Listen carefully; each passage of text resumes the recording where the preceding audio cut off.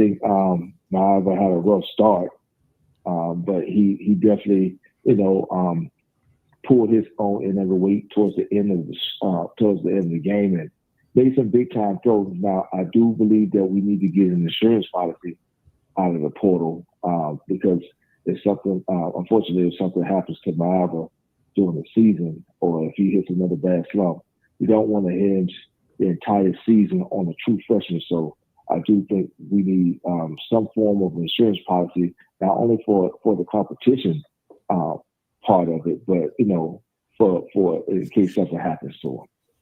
Yeah, because people got to remember we're losing Jake Jensen. So we obviously lost Miller Moss, but we're also losing Jake Jensen, who is kind of the piece I think that Brian's talking about currently. And so you don't want to go in with basically 2 scholarship quarterbacks, and then because let's face it, I think both quarterbacks will be asked to run. And in a physical conference like the Big Ten, you get out in space. Sure, if you slide quick enough, fine. But these guys are going to take their lumps. You do have to be cautious and wary of that. Very great point, Preston. Yeah. I think that might be a good time to maybe talk about some of the options they have at quarterback. I know that Riley, just even the press conference after the game, man, we were in there. We're all looking at each other. It's like almost 1 o'clock in the morning. We're in that press conference waiting, but it was worthwhile because we at the very end we got Mekhi Lemon at the very end, which was nice. But Riley was pretty adamant, and he has been kind of consistent about the fact that yes, they are looking for a quarterback, but more of a quarterback in that support role, Preston. Yeah. I mean, it'd be great to get somebody out of the portal with experience, somebody that's been in college football for 2 or 3 years that could fill that void, and have some experience if Maava goes down, God forbid, or some situation happens where he's not getting it done. That you have somebody, but at least some college experience to step in there and get the job done. Yeah, and so I think they're looking somewhere to the FCS for some answers, Brian, and to go with it. So you got the Jackrabbits of South Dakota State quarterback. He said he'll have 1 year to play. And in talking to Gabe, he says a lot of his play reminds him of think about it like a Bo Nix kind of situation. You don't have that guy who's like, he's not the super dual threat, gonna Lamar Jackson, Caleb Williams all the time.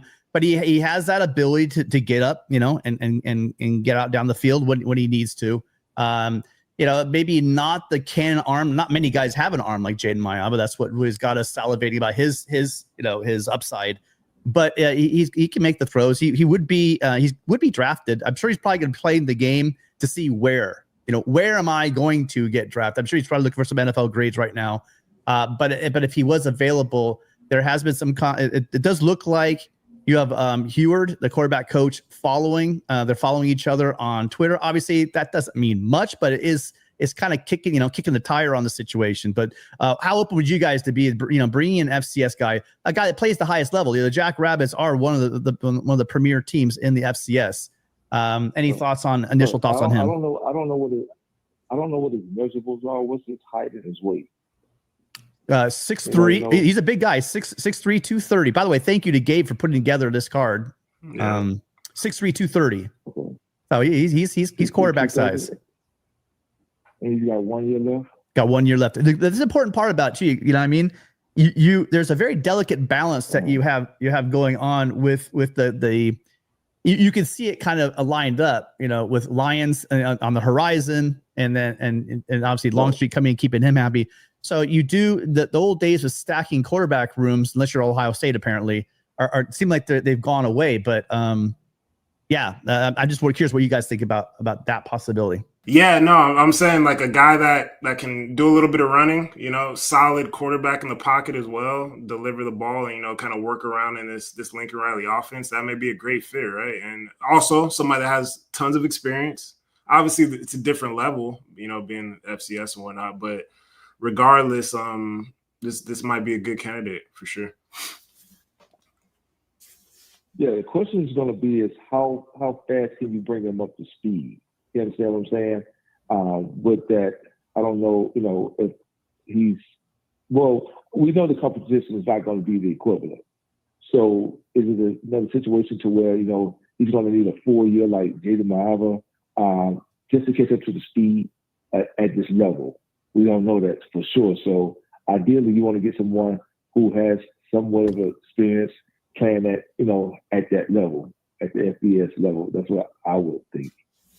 Yeah, good, very good point. But this guy is being talked about as a legitimate NFL possibility. And I hear you. Like we talk about the speed going from high school to college, but I mean, there is obviously a difference between maybe even going from a group of 5 to playing in a power conference. Just the quality of play, the right. speed and the quickness of the secondary. The schemes get a little more complicated, a little more complex, and so right. Those windows do shrink a bit.